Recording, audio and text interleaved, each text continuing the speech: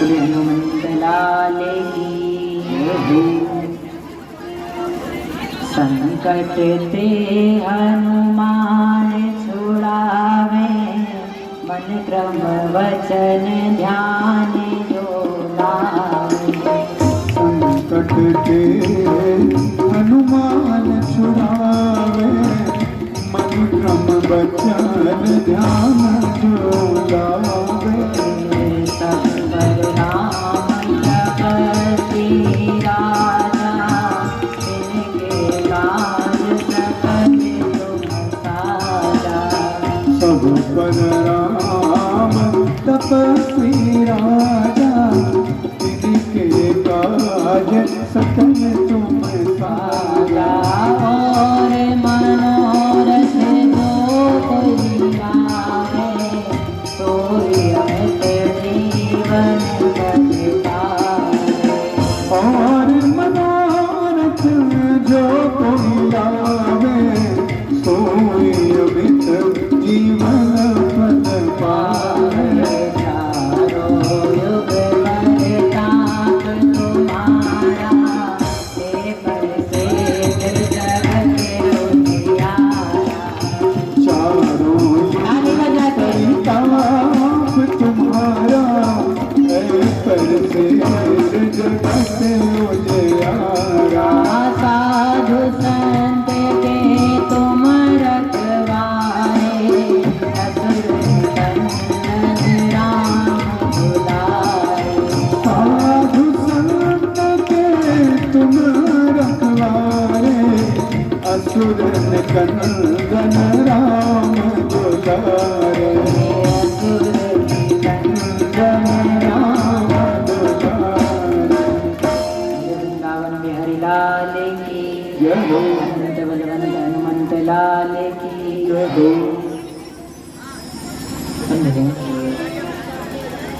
अश्वत्थामा ने ज्यों ही अपनी प्रशंसा की, देखो तुम 100 कौरव जो काम नहीं कर पाए, हम 5 जो के 5 पांडवों को मार के लिए आए। बड़ा प्रसन्न हुआ दुर्योधन, बोले वाह मित्र क्या काम किया है।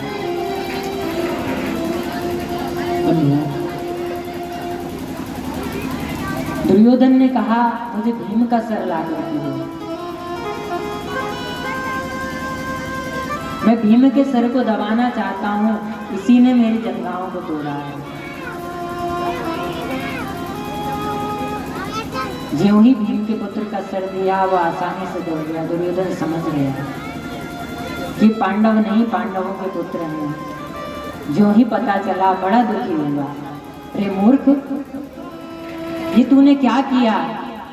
अरे मेरी शत्रुता थी, दुश्मनी थी, पांडवों से थी, उनके पुत्रों से मेरी कोई शत्रुता नहीं थी, उनके पुत्रों से मेरा कोई वैरभाव नहीं था। अरे मेरा वंश नष्ट हो चुका है, कम से कम ये तो मुझे सुकून था कि मेरे वंश में कोई पानी देने वाला है, लेकिन दुष्ट तेरी मूर्खता के कारण अब मेरे वंश में कोई पानी देने वाला भी नहीं बचा। बोलो राजा, अब कोई पानी देने वाला भी नहीं है। और इसी कष्ट को देख करके, इसी कष्ट को झेल करके दुर्योधन का प्राणांत तो हो गया। बोली वृंदावन बिहारी लाल की जय हो। इधर जब सुबह हुई, सबको पता चला कि पांडवों के पुत्रों के केवल धड़ ही धड़ बचे हैं, सिर कोई काट करके ले गया। सब रो रहे हैं, 5 पांडव खड़े हैं, द्रौपदी रो रही है। जिस माँ के 5 पुत्र मरे पड़े हों, उस माँ पर क्या बीत रही होगी? हाँ, क्या बीत रही होगी उस माँ पर? द्रौपदी रो रही है और चीख रही है कि मेरे पुत्र ने किसी का क्या बिगाड़ा था, हाँ, जो उन्हें मार दिया। जानते हो, उस समय भगवान ने जाकर द्रौपदी के हाथ को पकड़ लिया। कृपया शांति बनाए रखें थोड़ी मैया, है ना। हाँ, नहीं, हम ताना नहीं देते किसी को। बोलो राधे राधे। शांति से कथा सुनो। हो रही है बारिश, आगे घुस जाओ वो पीछे वाले, कोई दिक्कत हो रही हो तो अभी तो कोई थोड़ी व्यवस्था भी बना के रखो आप लोग। वो लोग लगे हुए हैं, देख रहे हैं।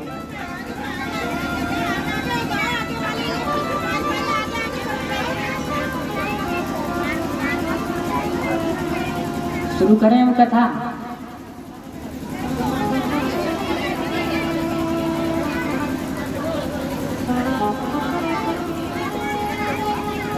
द्रौपदी रो रही है। भगवान ने द्रौपदी के हाथ को पकड़ लिया। अरे द्रौपदी, तू रो रही है? तुझे अपने पुत्रों के मरने का दुख हो रहा है? अरे सोच करके देख, जाकर पूछ उस गांधारी से जिसने अपने बेटों को 100 बेटों को खोया है, कम नहीं खोया है। तू तो 5 बेटों को खोकर रो रही है। हाँ, जरा जाकर पूछ उस गांधारी से जिसने अपने 100 बेटे खोए हैं। बोलो राधे राधे। और जोर से, और जोर से। उस गांधारी पे क्या बीत रही होगी जिसने अपने 100 बेटे खोए हैं और तू 5 बेटों को खो करके रो रही है। द्रौपदी ने कहा, गोविंद, मैं इसलिए नहीं रो रही हूं कि मेरे 5 पुत्र मर गए। बोले फिर क्यों रो रही हो? बोले जिस दुष्ट ने भी मेरे पुत्रों को मारा है, सोते हुए मार दिया। अरे एक बार जगा लिया होता मेरे पुत्रों को नींद से, तो कम से कम मेरे पुत्र तुम्हारा नाम लेकर, कृष्ण नाम लेकर, तुम्हारा नाम लेकर, कम से कम यदि मरते तो भी गति को तो प्राप्त होते। बोलो राधे राधे। और जोर से। मैं इसीलिए दुखी हूँ कन्हैया कि जिसने मेरे पुत्रों को मारा, सोते हुए मार दिया। एक बार नींद से जगा लिया होता, मैं दुखी नहीं होती, क्योंकि वो तुम्हारा स्मरण करते हुए मरते। अर्जुन ने प्रतिज्ञा कर ली, तुम्हारे पुत्र को मारने वाले को मैं जीवित नहीं छोड़ूंगा। गए हैं, अश्वत्थामा को पकड़ के लाए हैं। भगवान से पूछा क्या किया जाए इसका। द्रौपदी कह रही है इसको छोड़ दो, युधिष्ठिर कह रहे हैं छोड़ दो इसको, अश्वत्थामा को। ये तुम्हारा गुरु पुत्र है, ब्राह्मण है, ये गुरु भाई है। और गुरु भाई कितना भी बड़ा पापी क्यों ना हो, उसे मारना नहीं चाहिए। तुम भूल गए, इन्हीं के पिता के कारण तुम्हारे अंदर ये जो शक्तियां हैं, ये महाभारत तुमने जीता है, इन्हीं के पिता ने तुम्हें ज्ञान दिया है। आज तुम इसी को मार दोगे? इनके पिता का ऋण है तुम्हारे ऊपर। बंधुओं, भीम नकुल सहदेव कह रहे हैं इसको मार दो, इसने हमारे पुत्रों को मारा है, इसको जीवित नहीं छोड़ना चाहिए। अर्जुन बड़े दुविधा में पड़ गए। कोई कह रहा है मारो, कोई कह रहा है छोड़ दो, क्या करें? ठाकुर जी से पूछा, कन्हैया आप बताइए मुझे क्या करना चाहिए, मैं इसको मार दूं या फिर छोड़ दूं? भगवान ने कहा, अर्जुन तुम वो करो जो द्रौपदी और युधिष्ठिर कह रहे हैं, इसे मत मारो, इसे छोड़ दो। और तुम वो भी करो जो भीम नकुल सहदेव कह रहे हैं, इसको छोड़ो मत, इसे मार दो। और सुनो अर्जुन, गुरुपुत्र कितना ही बड़ा अपराधी हो, उसे कभी मारना नहीं चाहिए।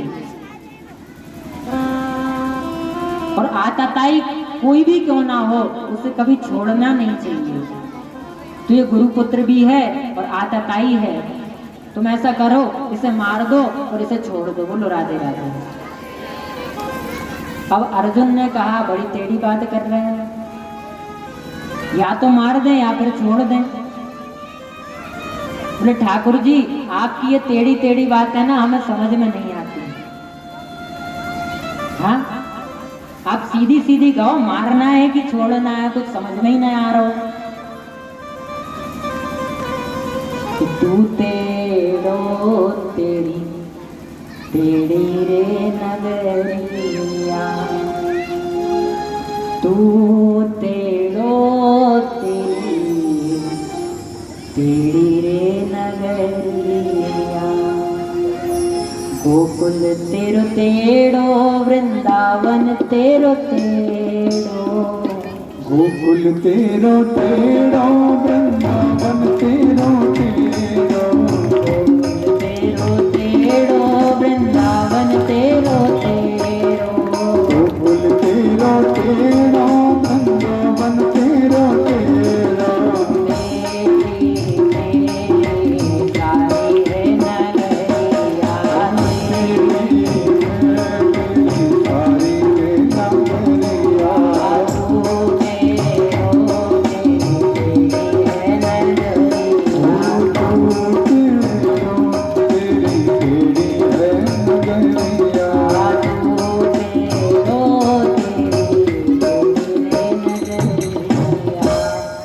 वृंदावन में हरिलाल की जय हो। बोले स्पष्ट बताओ क्या करना है। बोले यदि किस भगवान ने स्पष्ट शब्दों में कहा, यदि किसी सम्मानित व्यक्ति का अपमान कर दिया जाए तो वो मृत्यु के बराबर ही होता है। बोलो राधे राधे। अपमान से बड़ा मृत्यु दंड भी नहीं हो सकता है। ऐसा करो, इसका अपमान करके धक्के मार कर इसे यहाँ से निकाल दो, ये जीते जी मर जाएगा। बोलो राधे राधे। इसे मारना भी नहीं पड़ेगा और ये मर भी जाएगा। एक बार जोर से बोलेंगे और जोर से। सिरगी मणि को निकाला है अर्जुन ने और धक्के मार करके अश्वत्थामा को बाहर निकाल दिया। अश्वत्थामा के मन में ईर्ष्या आ गई। अश्वत्थामा ने संकल्प किया, यदि तुम्हारे वंश में, तुम्हारे कुल में यदि पानी देने वाले को भी यदि मैंने छोड़ दिया तो मेरा नाम अश्वत्थामा नहीं और मैं गुरु द्रोण का पुत्र नहीं। और अश्वत्थामा ने ब्रह्मास्त्र का प्रयोग, जो अभिमन्यु की पत्नी उत्तरा है वो गर्भवती है, केवल एक शिशु है गर्भवती, बाकी सब मारे जा चुके हैं। अर्जुन के पुत्र हैं अभिमन्यु, अभिमन्यु की पत्नी है उत्तरा, अभिमन्यु भी मर गए, केवल उत्तरा गर्भवती हैं, गर्भ में शिशु है। अश्वत्थामा ने गर्भ में जैसे ही ब्रह्मास्त्र चलाया गर्भ जलने लगा। उत्तरा भागी भागी आई ठाकुर जी के पास, हे गोविंद, हे कन्हैया, हे मधुसूदन, कि पाहि पाहि महायोगिन,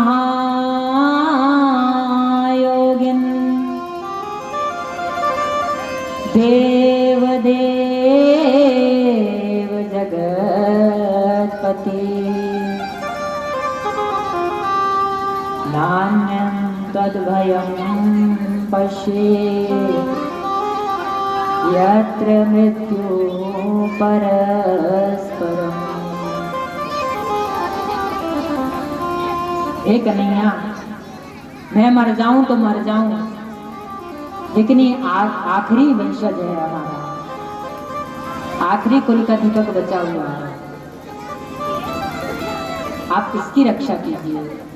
भगवान ने कहा, उत्तरा अपने अंदर माँ का भाव लाओ, और भगवान ने छोटा सा स्वरूप बनाकर उत्तरा के गर्भ में प्रवेश किया और जाकर के भगवान ने उत्तरा के गर्भ को शीतल किया है, ब्रह्मास्त्र को शांत किया है।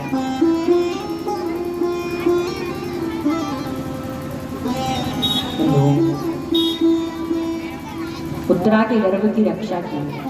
युधिष्ठिर को राजा बनाना चाहा,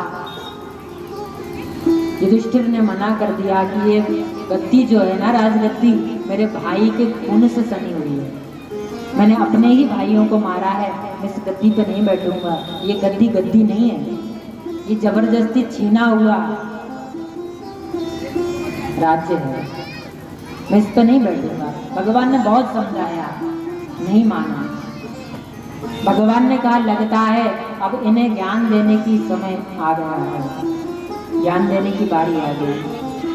भगवान ने सबसे कहा, चलो हम लोग पितामह भीष्म से मिलने चलते हैं।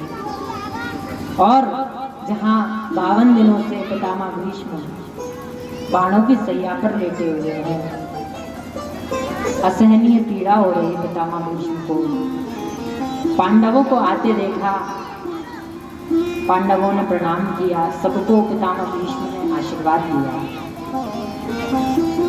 पितामह भीष्म कुछ खोज रहे थे इधर उधर देख करके,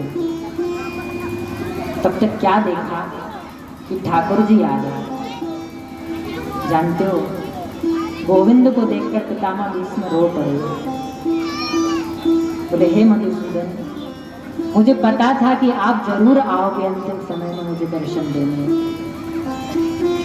हाँ, मुझे पता है था कि मैं आपके विरुद्ध खड़ा होकर के यदि लड़ूंगा तो नहीं जीत पाऊंगा, लेकिन फिर भी मैंने आपके विरुद्ध युद्ध किया है, सब जानते हुए भी।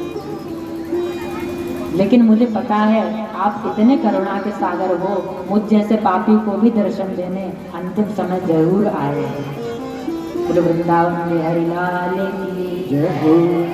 पितामह भीष्म रो रहे हैं और रोते रोते स्तुति करी है भगवान ने।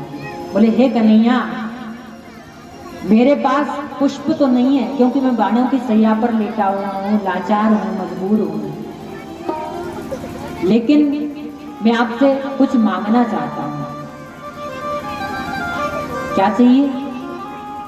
बोले, आप मेरी पुत्री से विवाह कर लो। भगवान ने कहा, हमको पागल बना रहे हो? अरे आप बाल ब्रह्मचारी हो, आपकी कहाँ पुत्री है, आपका तो विवाह ही नहीं हुआ है। तब पितामह भीष्म कहते हैं, गोविंद, मेरी मति ही, मेरी बुद्धि ही मेरी पुत्री है और इसे आपके चरणों में लगा लो, ताकि अंतिम समय में जब मेरा प्राणांत हो रहा है तो मेरी बुद्धि आपके चरणों में लगे और मेरा भी उद्धार हो जाए। बोलो राधे राधे। मेरी बुद्धि को आप अपने चरणों से लगा दो। और पितामह भीष्म ने बड़ी सुंदर स्तुति की, रो रहे हैं और रोते हुए इस छंद को पुष्पिता छंद कहा गया है। जहां स्तुति भीष्म जी कर रहे हैं पुष्पिता छंद, क्योंकि पुष्प नहीं थे तो श्लोक को पुष्प बना करके पितामह भीष्म ने भगवान के चरणों में अर्पित किया।